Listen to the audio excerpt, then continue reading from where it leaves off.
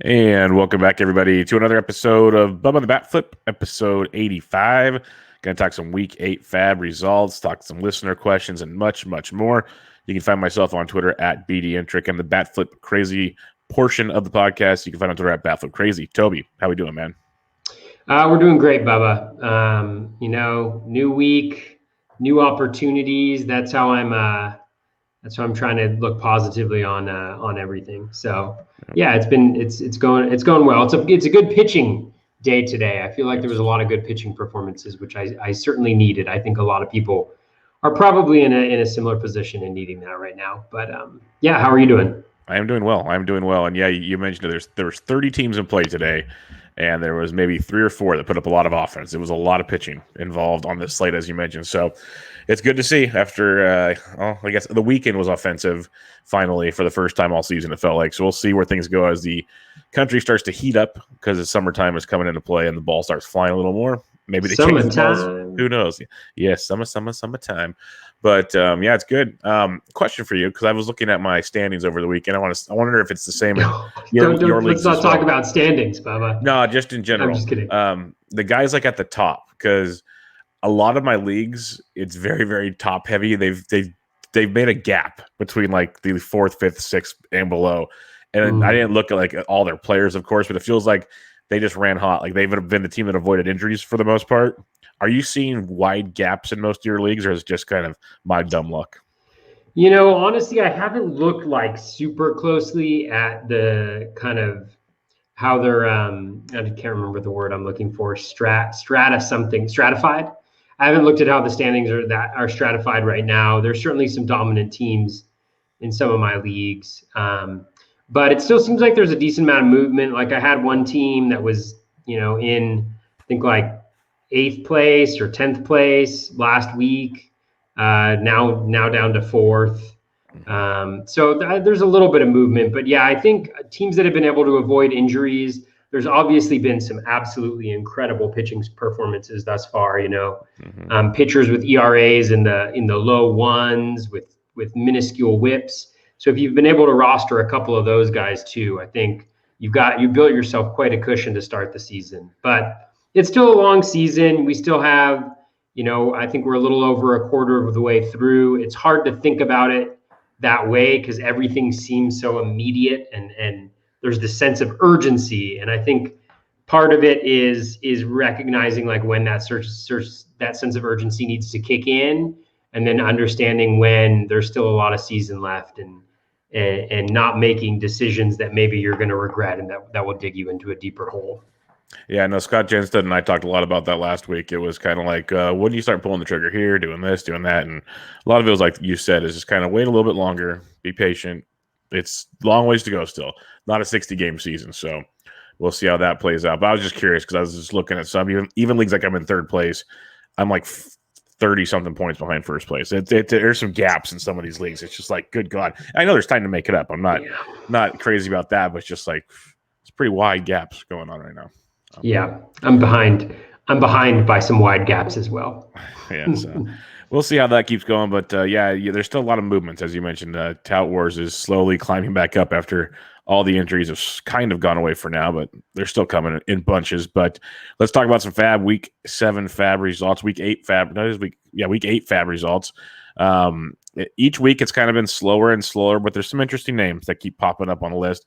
And we'll start off with the one of the more interesting names for sure, because I missed the memo on Danny Santana coming back to the bigs. I was under the impression he was looking for a minor league contract somewhere. Totally missed the Red Sox thing. No idea what happened there.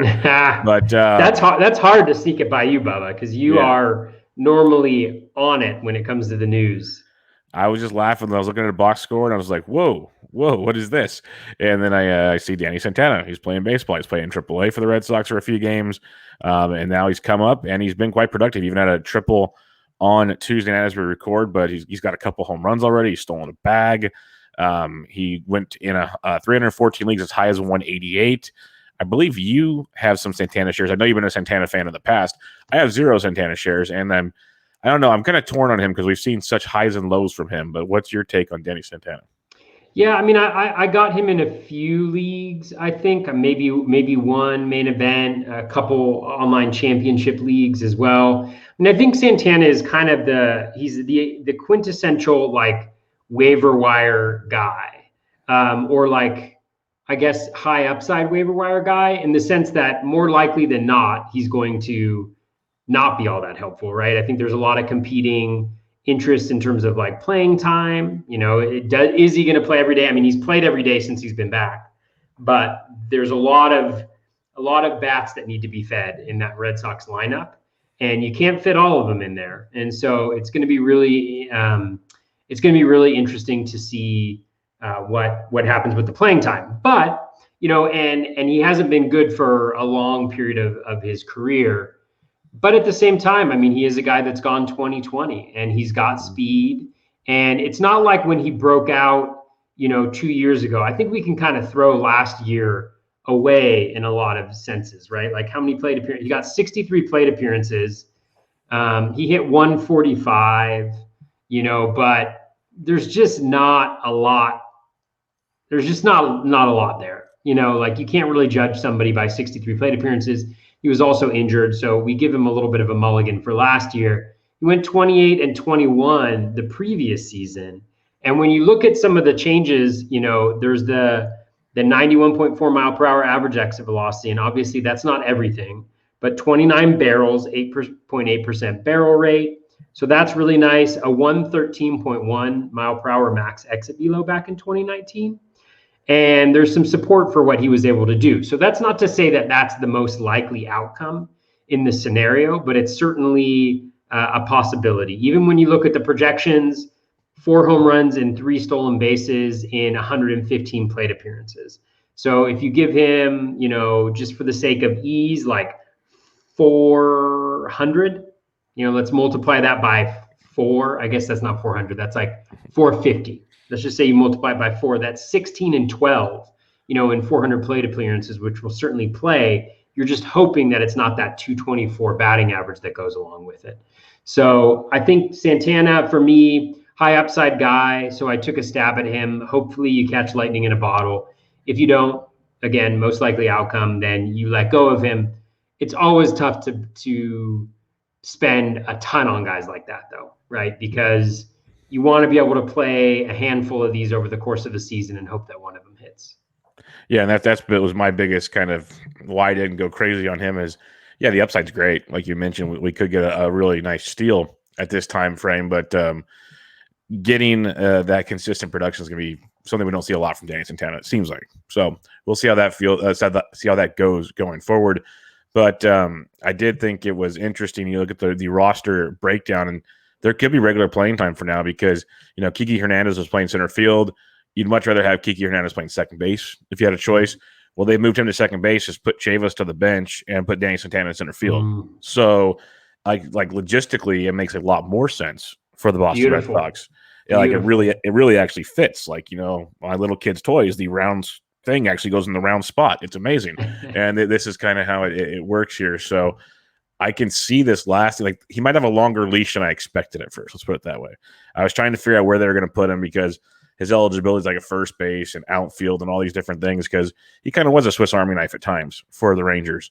But it looks like he might just, you're in center field and you're going to make this work for us. And at least that makes it more interesting. I could see some appeal there. So I don't know if he's necessarily a 12-team viable guy if he's still on your waiver wire out there. But in a 15, he's probably going to be expensive if he's still out there this week the way he's hitting right now. But I could see throwing some feelers out there for him. I wouldn't go crazy. Like, I could definitely see it. All right. It happened again. This was mainly because it was a two-start week, but it was Austin Gomber season again. I got picked up in 238 leagues, as high as 82, as low as 1. I grabbed him in a couple leagues. I still had him in a few leagues because I've been putting out so many waiver wire bids, and I just haven't gotten I don't know. It's been frustrating. I still get guys each week to field rosters, which is fine. But somehow Gomber has landed on my roster, just sits on my bench. And I got to use him again this week, so I was cool with that. And he turned out an 8-inning performance that would have been much better if they didn't go out for the 9th. But 2 runs, 8 Ks against the Mets. He's struck out 6 or more in 4 straight starts, 3 straight starts of 2-run runs or less. It's all about the walks for him, and he's controlled those of late. So he's not an every time starter, but I can definitely see some chances of streaming him for sure. Yeah, a little point of pride, Bubba, because I was Gombert earlier on in the year, right? Yep. I put that aside. Good. I said, I'm proud of you. I'm not going to be biased against Austin Gombert because he hurt me before. That is great. I'm not going to let that stop me from going after a guy that I think is going to have a very valuable week. So I did roster Gombert. I do have Gombert, and I think there's some really nice things going on with Gombert. So if we look over at his last, I want to say maybe it's I had it down as 3, but maybe it's 5. Yeah, if you look at his last 5 starts, one walk or less. Yep. His velocity is actually up, which was a big thing for me. It's up about point. So like on May 1st, his velocity was down at 91.8. And in the 5 games ending in May 24th, he was at 92.4. So, about a little less than 1 mile per hour difference, but certainly something. And then when you look at some of the skills, his swinging strike rate's up at 12.7%. The in zone contact's right around league average. The O swing has also jumped to 34.1%. And I think that's really big for him because I think when we look at earlier on in the season, one of the major concerns that we had was the walks. And so when you're getting swings on pitches outside the zone, I think that's crucial. And I want to say he also, he's been throwing his fastball fewer times. So his four-seam fastball is down. His usage on the four-seam fastball is down. He's throwing, I think, the slider more. Is that right? Slider slightly more. Yeah, I'm literally waiting. There we go. I just pulled it up. I was waiting for it to load. Right now, he's throwing his slider. Yes, he's stop loading like that. Oh, there it is. The changeup. Yeah, he basically he's throwing the slider almost 10% more of the time right now, and he's throwing the curveball a lot less. Well, about 5% less. More changeups. Yeah, so pitch mix change for sure. Yeah, and I bet if we look at like just from a pitch perspective, you may be on Baseball Savant, but yeah. Yeah, I mean, the changeup, the slider increase is huge because it's his best pitch by swinging strike rate. It's his best pitch by O swing as well. The changeup is a decent pitch, I would call it. I wouldn't call it great, but I would call it decent.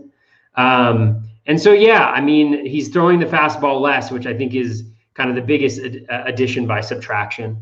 So there are some changes there. There are changes afoot with Gomber. Obviously, very different story when he's in Coors, but especially this week going against the Mets, I think this time around. And who does he have the second time around? He's got like the Pirates or something like that. I can't remember. It's easy. It's the Pirates, quote unquote easy. Second start as well. So you have to feel really good about that if you started him. Hopefully we don't get Gombert on the way back. Yeah, the Pirates. That's who he's facing. So I was pretty pumped on that one. It was pretty good to see that happen again with Gombert. He's been good over the last, that's kind of why I liked him the first time around.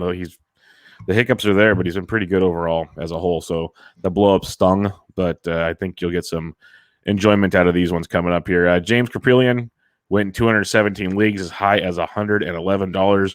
This is a guy I was very, very high on this week. I grabbed him in a lot of places, nowhere near $111. Like my max bid was 51, but I have him in almost every league I have now. So I'm a big fan of James Krapilian. Big strikeout stuff. Former top prospect from the Yankees. Had Tommy John surgery, so kind of set him back a little bit. But the talent level is very, very good. The A's need a starter. He's going to go out there and pitch every fifth day for the most part for now. Puck's rehabbing. Luzardo's rehabbing. So you'll have to see what happens there. But as long as he keeps doing what he's doing, I don't see anything changing. I'd rather have him over Cole Irvin, to be honest. But I'm a big James Krapilian fan. Did you find anything digging into him? Yeah, I mean, I think we talked about him last week. Everything looks pretty solid. 12.4% swinging strike rate, so better than league average. K-minus walk at 24.4. There's some regression in the BABIP, 250, 97.8% strand rate. Those things aren't going to hold over the course of a full season, but there's enough in those underlying metrics, I think, to be interested. About league average in zone contact, slightly below league average O swing. He's not in the zone a ton, so the walks could become an issue. But if you look at his schedule coming up, Next week's going to be a little bit of a tough decision, but tomorrow he's got Seattle. Then He he's faces, at he faces Seattle next week too. Yeah, he's at Seattle next week, but then he gets Coors on the back end I'll on take Sunday. that chance. I'll take And the chance. so that's going to be the debate. But again, like you mentioned, you hope maybe you get that Seattle start, and he does really well, and he does decent enough in Colorado and gets a little bit of run support. But yeah, I think it's decent what we there. There's a little bit of regression, coming his way if the skills stay the same. But I think generally he looks fine. Yeah, no, I will definitely play the two-step. I will take the Colorado gamble with the Seattle extra hint I was there. saying So it right here. yeah, he'll be in all right my now. lineups. He's Barring doing as long the as two-step. he's not on the IL by next week, he will be on my roster. I got to clarify that now because everyone seems to go on the IL. So the worst part is the way they're doing stuff, because it's like Harper, who literally last Sunday or 2 Sundays ago couldn't even swing a bat in the 9th inning. Should have been on the IL then. They play him through it, and now he's on the IL with a shoulder injury. Like, it's mind blowing what these teams are doing. Like, Nelson Cruz still isn't on the IL. He hasn't played like in 5 games. Like, what are we doing here? And then Girardi admits that he was lying to the media. I'm like, that one's going to go over super well. Yeah, and it's so bad. And they did the same thing with JTR, where they DH'd him, kept him out. And put him on the COVID IL for a day. And then the way that they handled it, I think they actually they could have backdated it further back if they had started the clock earlier. So now he's out till this weekend. I actually messed up in my leagues. I thought he might be available Wednesday, Thursday, and so I ended up keeping him in some leagues in some DCs where I could have thrown in like a Andrew Knapp or somebody like that, who I'm a big fan of. But yeah. It's just been crazy the way it's been. If the injuries weren't bad enough, the reporting and the handling by the teams is just ridiculous. The next guy that got added quite a bit, and this one kind of surprises me, Brendan Rodgers in 208 leagues, as high as 170. Like, I'm a big Brendan Rodgers fan, but you got to realize, like, where's he going to play? He got called up, played the first 2 days at second base. He hasn't played since. So we are recording on the 25th of May. He played today. That's what he did play. So he didn't play the 23rd. He did play today. He got a single off of Jacob deGrom, which means that the transitive property of Jacob deGrom, is going to hit a home run against every other pitcher he faces. If it were only that easy. Sure. Yeah. So what happens when Ryan McMahon hit to deGrom deep? Does he never get a hit again? No, he hits a grand slam against every pitcher he faces from now on. They're just like, nah, you get 4 runs, dude. You get 4 runs for that. Yeah, I think I picked up Rodgers in 1 or 2 spots just because I think I got him in one place. I got him in a high stakes league for like $42, something like that, and then I got him in an online championship for $1. I think something like that. That's fine. $1. Yeah. I think with Rodgers, the thing is this. I mean, if he plays, he will play in Coors, and that is worth something. The Rockies seem like they're moving towards the position of trading Trevor Story. Obviously, we've got a lot of season to go, so God knows when that could end up happening. But heading into the season, he did appear to be their preference at second base. So again, who knows what's going to happen with all the different machinations, and it's the Rockies. But given the upside for when he's playing at home, and if he hits kind of towards the middle of that lineup, I gave it a go. But I can certainly understand the wariness of wanting to get yourself into a situation where you are counting on the Rockies not to Rocky in order to get some value out of somebody. And I'm a big Brendan Rodgers fan. I got him in a ton of DCs and best balls before he got hurt. Like, I liked what they're doing. It did look like he was going to be their second baseman, as you mentioned. And I guess you are waiting on Trevor Story to go. I don't mind your bids. It's the $170. I try to stomach how you do that with like a platoon player right now. It's tough to grasp at the moment, but it is Coors, I guess, if you want to justify things. Like, he could be good. He's got some power. He's got some speed. He could be like a 15-15 type guy if he played every day, but we have to wait and see there. So I see the appeal if the bids were proper, I guess. Pretty tilting, though, because the whole thing I was trying to say is, he plays 2 games, gets 2 games off. Now he played again. It's like, what are they going to do with him? I guess it's crazy. Either play the kids or don't play the kids. I don't care. But it's almost as bad as the reporting of injuries. So that's the Rockies for you. What do you think the chances are that Brendan Rodgers takes Kaprelian deep during his start next week at Coors? probably It's better got to to take. happen now at this point. Yeah, I mean, you've spoken into existence, so it has to happen. a DFS play for next Sunday, There you not go. this Sunday, next Sunday. Brendan Rodgers at Well, course this will be fun against because James it'll be fun because Capillion. when we record next Tuesday, is Caprillion on the IL? Is Rogers still playing in the major leagues? Like, there's so many things that could have changed with these two teams. It So was yes, written in the stars. on paper, like 12 days from now, 13 days from now, you should play Brendan Rodgers against James Caprillion in Coors Field. That is the play. Yeah, that'll be interesting. The Tampa Bay Rays traded Willie Adames to the Milwaukee Brewers. Good move for Adames and the Brewers. But everyone thought it'd be Brujan or Franco coming up, but it is instead Taylor Walls, who has actually been pretty good in the minors. A little bit of power, decent amount of speed, hits for a good average. Started off this season of the minors just raking, hitting 327 with 2 homers, 2 stolen bases, 11 runs, 10 RBI. So checking all the boxes. Plus, he was walking 21% of the time. I know it's only 14 games, but that's bananas from in the minor leagues when you're still hitting 327. So he was doing everything well. He got the call, and he's been decent so far. He's getting on base. He hit 6th on Tuesday. So there is a lot to like there. I got him relatively cheap in a couple leagues, but I saw him go for crazy prices in some leagues. He went as high as 162. I saw just a lot of weird bids on him overall. So what's your thoughts on Taylor Walls? Yeah, I mean, Walls is the type of prospect I love who comes up because he doesn't have the fanfare of the Wander Franco and Brujan or Brujan. He doesn't have that. But like, if you look at the minor league track record and you understand who the player could be, and if we look at his track record, he's not a guy who's going to hit for a ton of power, but he's got speed. He's stolen at every single level. He's got good plate discipline. He always has a pretty high walk rate, which the Rays are going to love as well.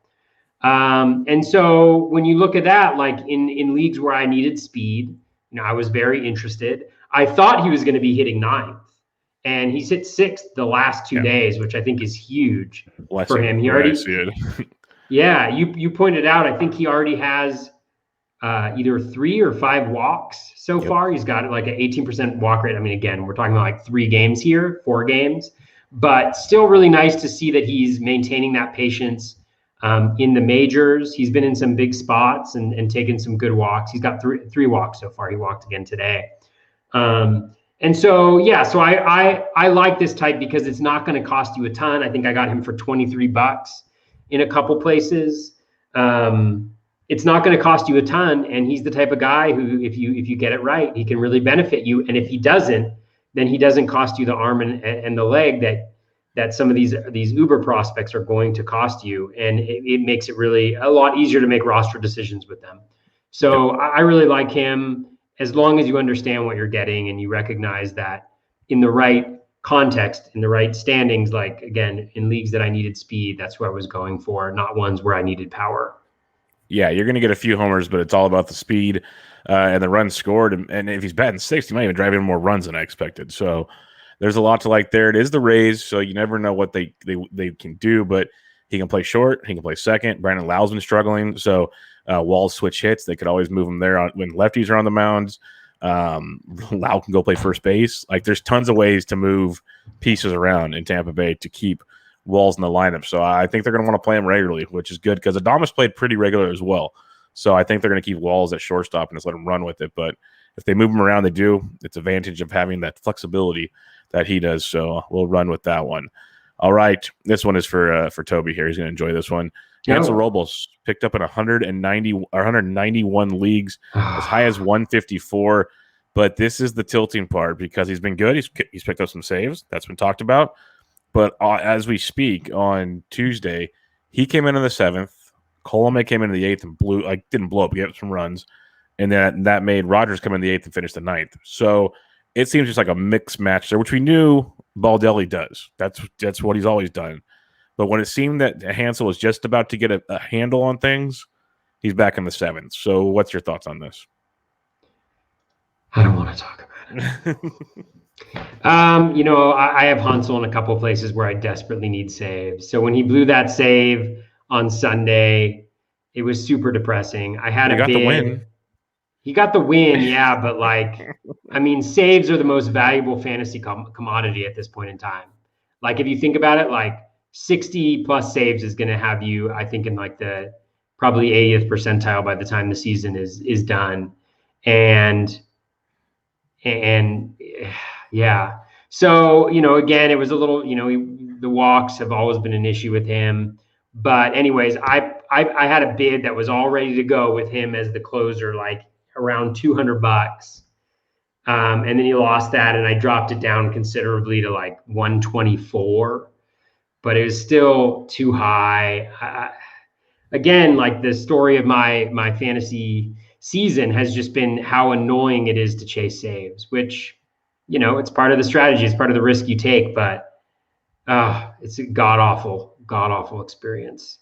And so yeah, he pitched the 7th today. He pitched a clean inning. Yeah, he looked and great. Taylor Rogers didn't, and Colomé gave up a run. So maybe he'll pitch the 8th next time. Who knows? Yeah. So he's been good. He's been fine. We'll see what happens. It's going to be a lot of moving pieces with like no one. He'll probably finish the year with like 10-ish saves. Like no one would be surprised by that. It's going to be a lot like we saw in Tampa Bay, where three guys, maybe 4 guys start getting all the saves around there, and it's just giant headache that comes to be. But honestly, the way Robles is throwing this year, he might be the best of the 3, which is the most annoying part of the whole thing. So don't give up on him. But it's going to be frustrating running him out there. In certain weeks, he gets a lot of love. Other weeks, not so much. So keep your head up on that one. Spencer Turnbull coming off the no-no, had a 2-star week this week. Picked up in 191 leagues as high as 154. Great matchup versus Cleveland. He got the job done, but did not look dominant. Only striking out 3, gave up 3, 7 hits over 6 innings. Did not look lights out good against an offense he should have had some fun with. But overall, still having a really good year. Turnbull's the guy we talked about preseason of interest in drafts and everything, but then he started the year on the COVID IL, so he kind of slipped through the cracks, went on the waiver wires and whatnot. And as he's come back, he's pitched pretty darn good, Toby. So I have him in a few leagues. I had him for the no-hitter. I had him past the no-hitter. I think he's a guy that you can use a lot this year, maybe not every week, but I think he's going to be valuable more often than not when it comes to your weekly leagues.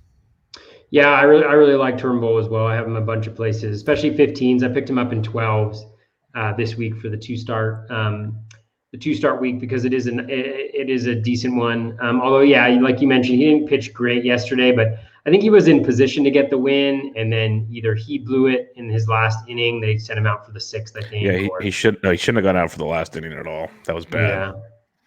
Yeah. But yeah, I really like him a lot. I mean, the big thing for him is he introduced a cutter. And he's thrown that cutter. It's his most thrown pitch this year. Really nice, because his sinker is not great. His four seam hasn't been great.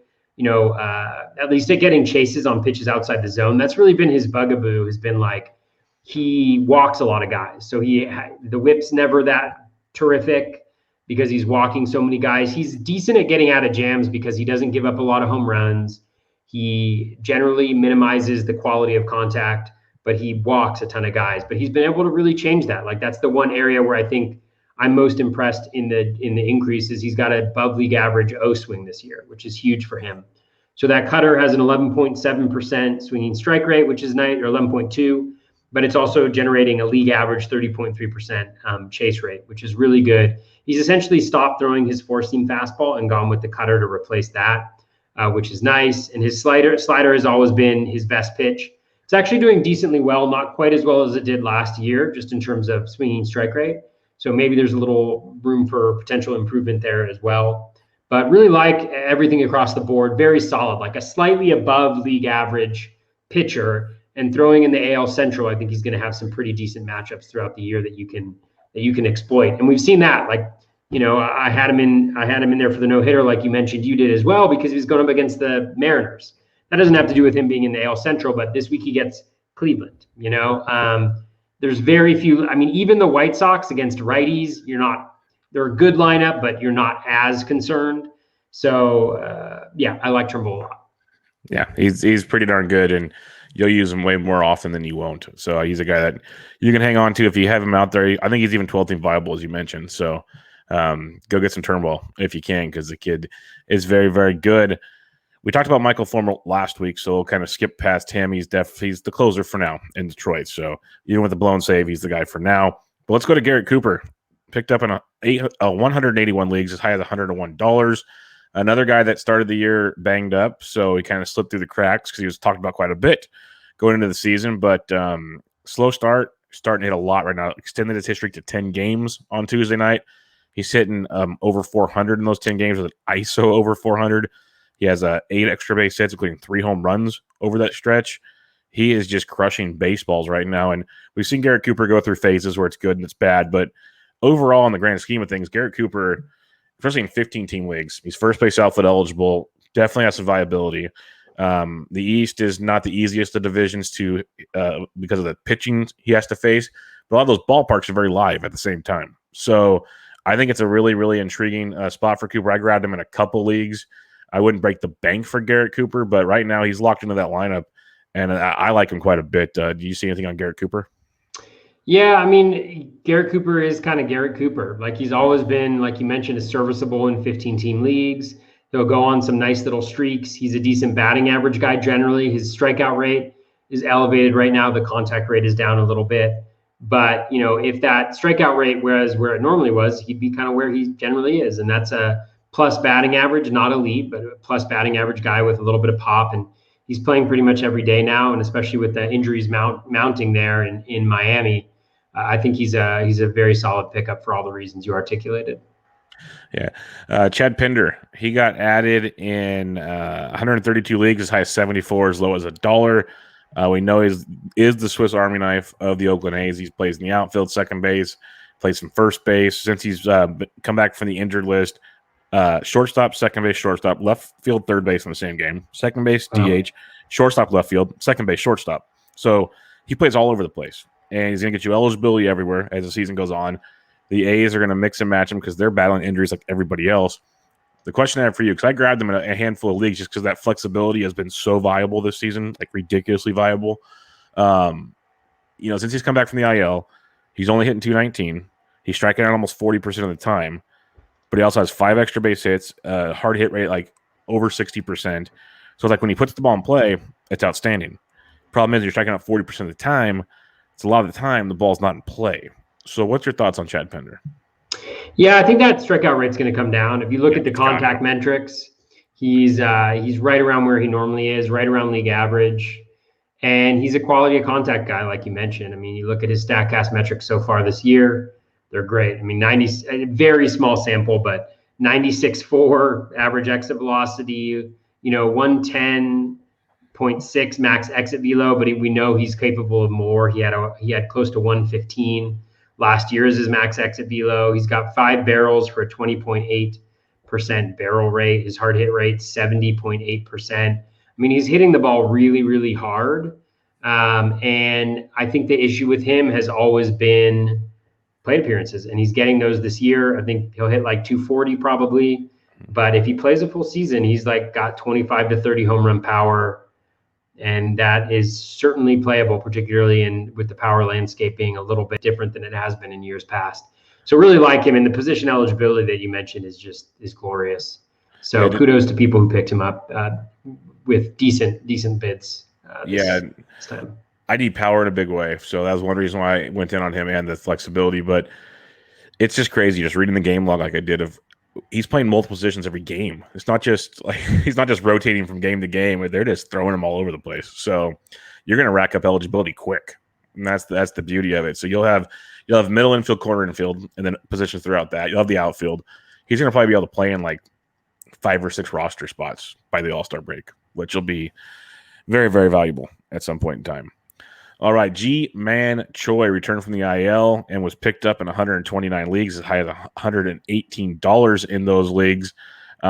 He came out guns blazing. He's hit in every game except I don't know if he hit today, but he didn't hit on Monday. He was 0 for 2 on Monday, went 0 for 4 today. So the last 2 games he has not hit, but hit in the first 7 games prior to that. A couple of home runs. He's walking 22% of the time since he's started the season. And Choi, like the regression is coming to this hot start, but he's been serviceable from time to time. So, like, I wasn't super aggressive on Choi. I had bids in on Choi, but what's your thoughts on Ji-Man Choi? Yeah, I mean, in OBP leagues, he's obviously great, Yeah. and I picked him up in our barf league, which I was really excited about. In batting average leagues, I think he's a hot hand guy. I think we've seen him be ice cold. We've seen him be red hot.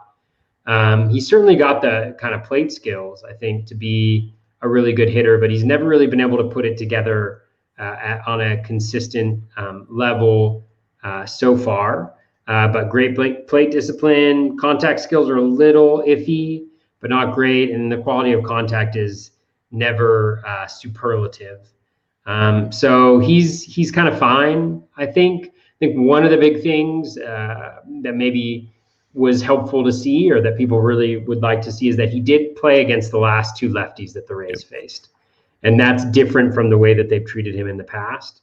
And whether that's because of a lack of options at the big leagues, or just a change in how they need him or use him, I think that's big, because if he plays every day, I think he could be really valuable. But again, kind of up and down, a higher variance guy, even though the profile isn't traditionally one that is high variance. But Yeah, if he plays every day, he could legit hit you 20 plus homers. Might be asking too much, but at least 15 plus.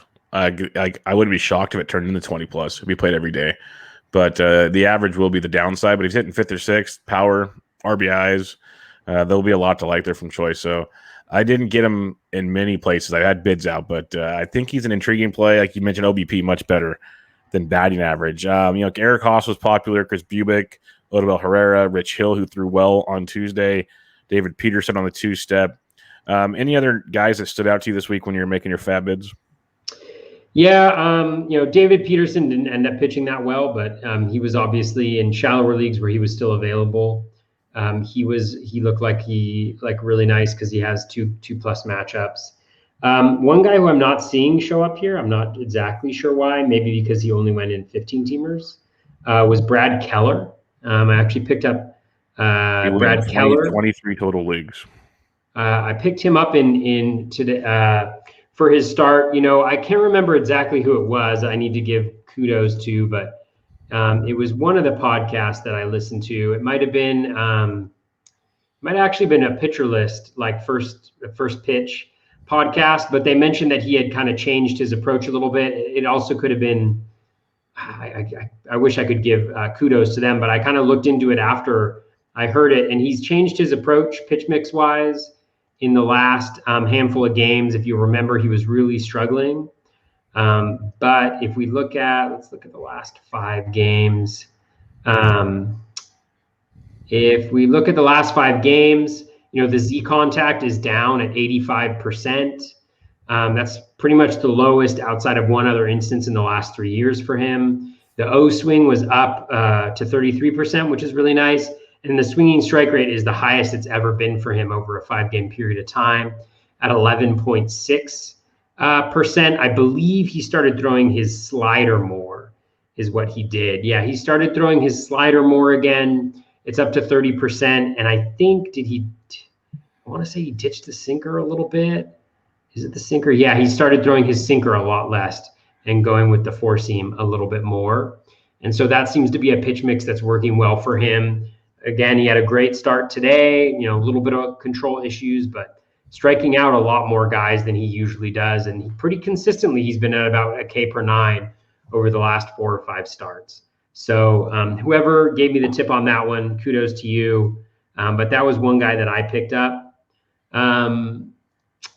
Some other players that I'm seeing in here, I picked up Odubel Herrera last week in a couple of spots. Spencer Howard, I think was one where, again, if you look at his start, I think he had 68 pitches. He had 12 whiffs on those 68 pitches, and his CSW was really good too. So he had walk issues, but over a small sample like that, historically, he hasn't been awful from a walk perspective, and he's got the Marlins this week, I think tomorrow maybe, tomorrow or on Thursday. So I speculated on him in 1 or 2 leagues, I believe. I know that we talked a little bit before the show about Poteet. I actually dropped him after last week. I had him in one spot for those 2 starts just because he goes up against the Red Sox. But I know a lot of people went after him. his skills look okay. I just don't see a reason why they should be okay. Like there's nothing that really stands out out of anything. I think he had a really strong first start from a swinging strike perspective, and then it's slowly kind of been regressing back. Outside of those guys, a bunch of closer speculations. Amir Garrett was available in a couple leagues, so I picked him up. He was getting the save opportunity today. Then he gave up the home run to Josh Bell, so Lucas Sims finished it off. Those were the main ones for me. How about you? Any guys on the list that you kind of were aggressive with? It was mainly Caprillion and Pender were my two main ads this week that I had everywhere, and I got a lot of Garrett Cooper as well. Those are my main three. But looking at the list, we'll talk about Keston Hira in a listener question. One guy, I wouldn't say I'm super aggressive, but in a 12-team league, Herman Marquez was out there, and I was a little more aggressive than I usually am because I'm taking that. And in my head, the justifications, I didn't draft him. So if I want to sit him in Coors, I could sit him in Coors. Like, I'm not paying a premium draft price. I paid like $62 in FAAB, and I can sit and play him whenever I want. And when he's on the road, he is an elite pitcher. So you see a lot of weird things in 12s. That's all I got to say. Like, I understand Marquez can be tilting, but man, like, he's not this bad to be, at least that's maybe I'm wrong, but I don't think he's that bad to be dropping him. But other than that, like, I had some Vinny V. I got that most of those a couple of weeks ago, though. Vinny V. How about Vinny V? V? Pitched pretty well tonight. Man, he has not gotten enough pub on our podcast here. The unfortunate thing is, to jinx it. I mean, I'm a big believer. Like, I've used him throughout the last couple of years in spots in 15 teamers, but I don't have any of him in any of my big leagues. But I have like 12. I have him on 12 DCs. Or something like that, like just ridiculous amount. So keep going, Vinny. Although I have Sandy Alcantara in a bunch of places, and I'm like, what does this guy have to do to get a win? Gosh, all the Marlins, like Pablo Lopez is the same. His ERA is like sub-3, his whip's solid, and yet he has one win, I think. Yeah, it's the Marlins in a nutshell. We knew their rotation would be outstanding, but their offense is just and now they lost Brian Anderson. Jazz Chisholm got banged up today. It's just one thing after another. All these teams, but the Marlins, who really can't afford to lose offensive players, that's just going to make it really, really rough down there. It's like Aguilar and Cooper. What can you do for us today? That's pretty much where they're going, and that's not a recipe for success. So we'll see what the Marlins do because they definitely ain't trading for people. So that'll be interesting. But let's get on to some listener questions. Got a few good ones for us this evening, and we'll start with Felix Menderuza at Menderuza on the Twitter. Kenta Maeda versus Joe Musgrove can only keep one and has to drop the other in a redraft league. I would drop Kenta Maeda right now out of the two of those. Yeah, I would drop Maeda as well. I mean, Musgrove has been really good this year. Obviously, Maeda has the injury, but I'm not even so sure. I mean, Maeda last year, the strand rate was super high, the BABIP was super low, and he's never really done that before. With Musgrove, the BABIP's a little low, so there's some regression coming there, but 30% K- walk rate, 15% swinging strike rate, off the charts O swing as usual. Like, everything is pretty beautiful when it comes to Joe Musgrove right now in a great situation. So I think that's a pretty easy decision from my perspective. Relatively easy. I don't think anything's wrong. I'm not trying to speculate. And he got into some trouble in the 5th inning. They yanked him, which kind of surprised me because he'd only gave up a few hits. He had a lead tonight. So I don't think anything's wrong, but just felt weird that they pulled him before 5 innings. Like, it was just kind of I know he's in trouble, but he's like your ace. Like, let the dude go. So I know they have a lot of aces, so I guess he's not their ace, but it was just surprising to me. So I'm just keep an eye on that in case there's so many dumb things happening these days. Just keep an eye on that. We have a question in the chat from Alex Thistlewood. Question for the pair: should we hold Gilbert in the NFBC main event? This is a great question, Toby, because I grabbed him in one league. I was the only one I can get him in because I'll just keep him on his bids. Wasn't going to break the bank for the kid. First 2 starts are rough. Tonight in Oakland, it hasn't been as bad, but it still hasn't made you feel warm and fuzzy. Like, he doesn't look like the prospect that was dominating throughout the minors. I'd be willing to drop him if there's something better out there, personally. Yeah, I mean, I would hold on to him just because. That's why it has to be something better. Is what I'm saying. Like you can't just Yeah, drop him to drop. Don't drop him for like a spec closer. Like make it a good ad.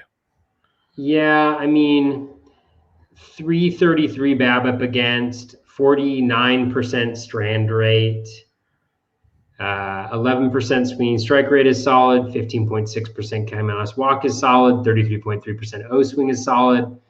Z contact about league average, slightly, yeah, about league average. That's solid. So really, like, he's got 6 point. He had heading into today, he had 6 2/3 innings, and that can be, yeah, I'd totally stick with him.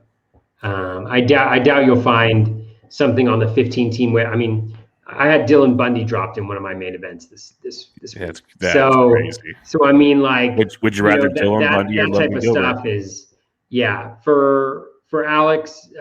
He's saying the replacement level pitchers last few weeks are like Jeff Hoffman, Yeah, Keller. no. I'd hold on to Gilbert. I think Yeah, Gilbert's in a solid situation. He's had the minor league track record. The projections actually like him a decent amount. I think with Brad Keller, I mean, that would be an interesting exchange. But I think I'd still stick with Gilbert. I think yeah. he's already shown something, and the batted ball stuff just hasn't been there quite yet. And he's got like a 2.7 home runs per nine, which I don't think will continue for a long period. Yeah, it's he threw 4 innings tonight, 4 hits, 2 runs, no walks, 4 Ks through 78 pitches through those 4 innings. So we'll see. Maybe baby steps in the right direction. Would you drop Gilbert for Dylan Bundy in the main event? Oh yeah. Okay, just making I mean, I sure. haven't even looked at Bundy, but I mean, He's fine. I saw some good information on him. Like the last couple starts have been pain he's in the had butt. 2 super tough or But actually not super tough. He went up against the A's, but yeah, but looking below the surface, like a lot of the stuff's still pretty darn good. So he's got a 57.5% strand rate. Bundy does 307 BABIP, which isn't all that crazy, but 17.6 K minus walk, 11.7 swinging strike rate, 35.5 O swing. He's giving up more contact in the zone, and obviously, he's been hit very, very hard in the past. But I think the key is keeping that walk rate down. And yeah, I mean, Bundy's Bundy. I think yeah. he'll be fine. All right, Dave Petroziello asks, what has gotten into Zach Wheeler? I feel in the second chance OC drafts, he's second round, maybe early second round. It looks real to me. Well, I've always been Team Wheeler. A lot of people in the preseason said he couldn't strike guys out. That has obviously changed. I think he's a very good pitcher. Is he this good? Probably not. But I think he's a very, very good pitcher. And I have no problems with him. Would I take him in the second round of a draft? No. There's other pitchers taking the second round of a draft. But I also don't do those memorial second chance drafts because A, I don't have any time for more drafts like FAAB leagues, but B, I think I can't wait to see the ADPs. Let's put it that way, because there's gonna be some crazy stuff like Wheeler going to the second round. So, what's your thoughts on that? Yeah, I mean, there's definitely a bump in the swinging strike rate. The curveball, partially responsible for that. The four seam is up about 1.5%. The swinging strike rate there. The slider is about where it is, but it's getting more chases outside the zone. The sinker, everything's just up a little bit. I wonder if he's got a velo bump or something. Maybe that could help explain it. 97.5, he's up about 0.4 mile per hour on that four seam. So I'm not exactly sure what is. Oh, the slider, he's throwing much harder. He's throwing almost 2 miles per hour harder. Must have some more sticky stuff then. On the slider. So I'm not exactly sure. I'm not sure what is going on, but the metrics so far this year have been much better for Wheeler, just like the underlying strikeout numbers have been much better. So whether or not he'll be able to continue that, he's good. I mean, the key with him is he's always been able to limit contact. And so when you're not giving up home runs and you're striking out that many guys and you're not walking guys because you're getting chases on pitches outside the zone, I mean, that's a really great combo. I was not in on Wheeler this year. I kind of stayed away from him a little bit just because of the lack of K upside, but that's probably on me. the K upside was tilting. I get it, and that's why a lot of people were off of him. But where he's going in drafts, he's going around guys like Kyle Hendricks and some others where you want the ratio gains. And so I'm like, what's wrong with Zach Wheeler, who we've seen in previous years strike guys out? So did I expect him to do this? No. I'm not going to act like, oh, yeah, blah, blah. No.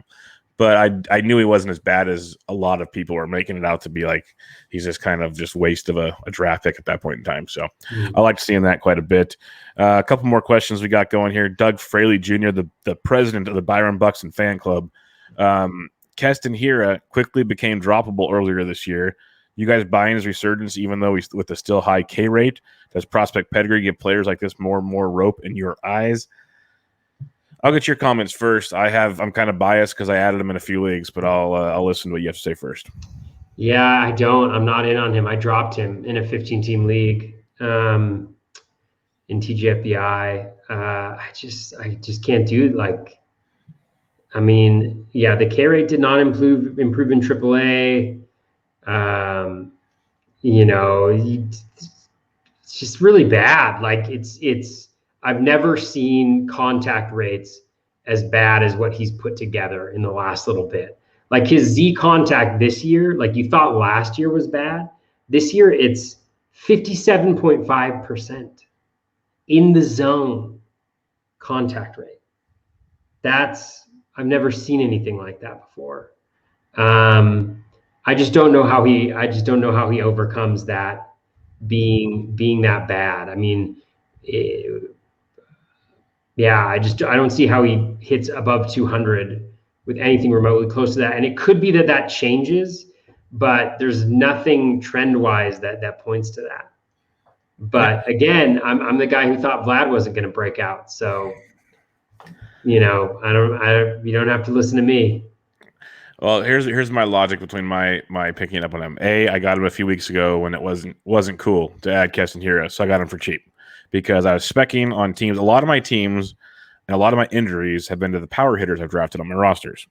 So, I'm not worried about batting average. B, batting average is already screwed anyways in all of baseball, so it is what it is. Like it's gone. So I'm taking like shots on power. I do not believe this K rate's going to improve because everything you mentioned, I'm very, very aware of that. But we saw what he did earlier in his career, even when he struck out a lot. We saw him doing that in the minors. If he could do part of that the rest of the way this year, it'll still be an improvement on what a lot of roster spots are on most injured teams you have. So my theory is if he can get on, hit like 220 or something, but go and hit me another 20-plus home runs this year and steal me 10-plus bases, I can live with that. I know it doesn't sound great, but in the environment of baseball that we're playing in, it doesn't kill you as much as it used to type thing. And on teams I am desperate for power, that's where I am. He's going to strike out a ton. There's no hiding that. It's just that's who he is right about now. I don't see a change happening there unless he completely overhauls what he does at the plate. And if he does that, then I'd be terrified about what player you get back because that's not the player you picked. So that'll be a scary situation. But that's my logic. I got him for like less than $20 in leagues. Yeah. So I mean, and that's the thing is he's a high upside guy, but like I think a lot of the bids were in like like $200 and there's no way I was doing that. Not a chance. I'd rather save $200 for Wander Franco or Brujan or Duran or one of those prospects and see what they got. Like do that. I'd rather personally do that, and I usually don't do that to begin with. But I'd rather try to break the bank on something like that. At the same time, with all the injuries this year, I'm scared to break the bank on anybody because I feel like I'm going to have to be adding players weekly just to fill rosters sometimes. So it's been a wild one to start the year for sure. Just for kicks, if you have it off the top of your head, if not, don't worry about it. How many leagues do you think you have at least $500 or more in? You're pretty frugal though, so you probably have a lot. I have more than $500 left of FAAB. Mm-hmm. I have 12 FAAB leagues. 1, 2, 3, 4, 5, 6, 7 of 7 as well. It's about half your leagues, give or take. Close to 7 or half your 12, leagues. something like that. Yeah. Yeah. So yeah, that's not bad because I think most of mine I'm like sitting around $400, and I'm sitting there going, okay, I got like 2/3 of the year to go, and I got to make $400 stretch out. So it's getting pretty fun, and that's where it's like I'm not putting $200 on a guy catching here. I see the upside, but tell me this much: we talked about Chad Pender earlier. Chad Pender's got flexibility, and in reality, couldn't you see them putting up same numbers or maybe even better for Pender by the end of the season? Oh, him and Hura? Yeah. Oh, yeah. Yeah. I'd See, that's probably what rather have Pinder, honestly. I think I would too. I think I would too, especially in 15s. Yeah, it's actually nine of my 12 because some of Show my off FAAB leagues aren't on NFPC. NFPC. Yeah, no, I it's a similar profile. I mean, Hura probably has a little bit more speed, but Pinder's going to have him in batting average. And you got to get on base to steal anyways. So that's Yeah. the fun part for Keston Hira. JB at Beat Rick and Frank asks, "Hey fellas, looking forward to the pod as always. Question 1: Is AJ Puck going to offer any value this year?" I don't know, man. Like, he's rehabbing again. I hope they put him in the bullpen. I think they'll get their best value from him as a baseball player in the bullpen. Fantasy wise, I'm going to sit back and watch. Yeah, I don't know, but a good thing to think about is like now would be the time to pick him up as opposed to, when he gets into the majors. Return. Yeah, and although is he available in leagues in like NFBC league? He should have got drafted in a lot of leagues, I'd imagine. Okay.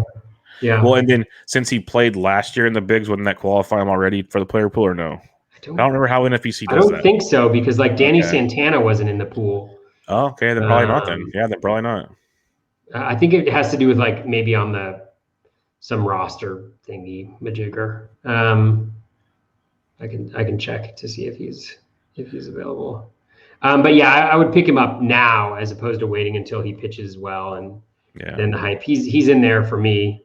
I think he'll be in most. Yeah, he's in all of them. Yeah. Okay. Somebody already owns him in one of my leagues. Smart people. Yeah, that's one of those get for like $1 things now because he's starting rehab. If things go well, he'll be back in a couple weeks. Yeah, I think that's so critical. That's something that I've really failed at this year is picking up the guys before they become the guys. And like knowing when they're like Danny Santana. Well, he's a bad example because he wasn't in the player pool, but like those types where instead of getting him after he comes back, following the news, tracking it, and knowing when he's going to come back so that you can get him a little bit ahead of time. Second question: in a 12-team 7x7 roto redraft, don't know what the categories are. What should we do with Wander Franco and Shane McClanahan return if offered? What should Franco and McClanahan return if offered in a trade? Thanks and keep up the good work. In a redraft league for Franco and McClanahan for a 12-teamer. Yeah, I don't think that much, honestly. I wouldn't either because you don't know when Franco's coming to begin with. You don't know when Franco's coming to begin with. You don't know how he's going to perform. 4 innings max. And it's a 12-team league, so like replacement level is decent. And then with McClanahan, I mean, I really like McClanahan. I think he's definitely startable, virtually every week in a 12-teamer. I think he's going to be really good. Like, I think he's going to have a start coming up here where he's just absolutely dominant. But at the same time, like because it's a 12-teamer, there's just not that much of a difference. So I'd actually say McClanahan's would be more valuable at this point trading for him because Wander, for all we know, and again, like I don't track prospects super closely, so people may be saying otherwise, but he could be a September call up, or he could be a late summer guy for them because right now they don't need him. They're playing really well. They don't need him right now. Yeah, it's a tricky one, especially 12-team league. Like you said, there's a lot of replacement value out there. I wouldn't be going too crazy on that one. Phony Front Office 99 asked, thoughts on Framber coming back? What do you see from him rest of the season? Well, I'm a big Framber fan coming back. I've said a couple weeks ago, start picking him up on the cheap while you could because he's pretty much gone everywhere now. He's rehabbing. He's made a couple rehab starts already. I'd imagine he's back pretty soon. He's made 2 appearances. He's thrown 7 innings overall. He's allowed 1 run so far in his minor league outings. The reason why I'm not too worried about Framber is A, they're rehabbing him back. B, it was just a fractured finger. So knock on wood, no elbows, no shoulders, none of the ligaments that are going to be an issue to throw. So it's almost like spring training all over again, but you're just getting a start in June. So as long as he's healthy in rehab and there's no issues there, I expect the Framber we thought we were getting in April, which to me is a front-end starter. And I'd be happy with him, but that's me.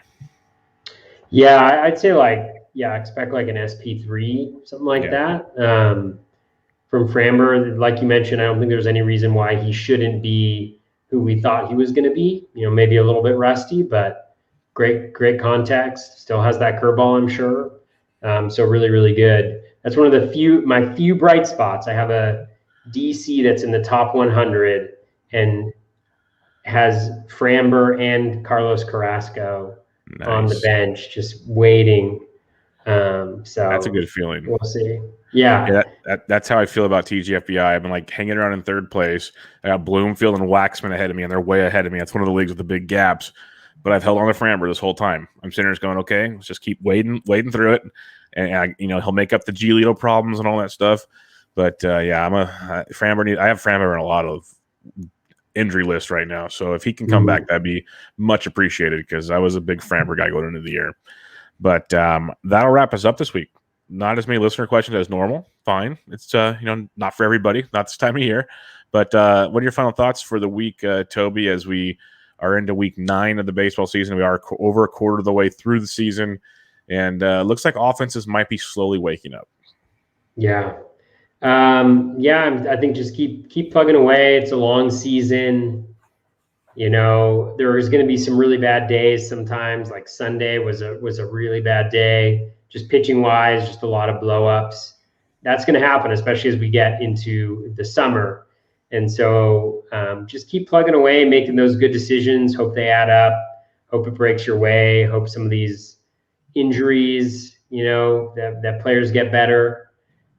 Just keep plugging away. That's all we got to do. It's season long, 162 games. Yep, and that's the biggest thing is it's season long, like you said. So keep that in mind as you keep plugging along. It's a long season, and the injuries things. I've had a lot of guys like DM me questions like, "Hey, this guy's injured. Who should I add?" Blah blah blah. They're in panic mode, and I said, "Hey, don't panic. One, because you'll do something dumb, and you'll drop someone you shouldn't drop, and B, injuries are happening to everybody. If they're not happening now, they happen before. They're going to happen later. So you might have to just ride this one out for a little bit. Just kind of not saying don't roster someone there, but don't go dropping so-and-so just because you need a spot. So be smart about it. Don't panic and see where it goes. It's been a rough one. Like setting lineups certain weeks, you're just like, I'm really putting like on a DC, like Toby's talking about guys he's waiting for. I have some DCs where I'm like, I'm really putting this guy into a lineup this week, aren't I? Like, this is not a guy I really want to be. Like, I drafted him in like round 48 thinking I'll never use this guy ever. And here we are. So, it's wild times, but exactly, here we are. So if you have any questions for the future episodes, make sure to hit us up on Twitter and drop those to us. We'll be back with you guys next week as always. But for now, you can find Toby on Twitter at BatFlipCrazy. I am at BDentric. This was Bubba and the BatFlip, episode 85. We'll catch you guys later.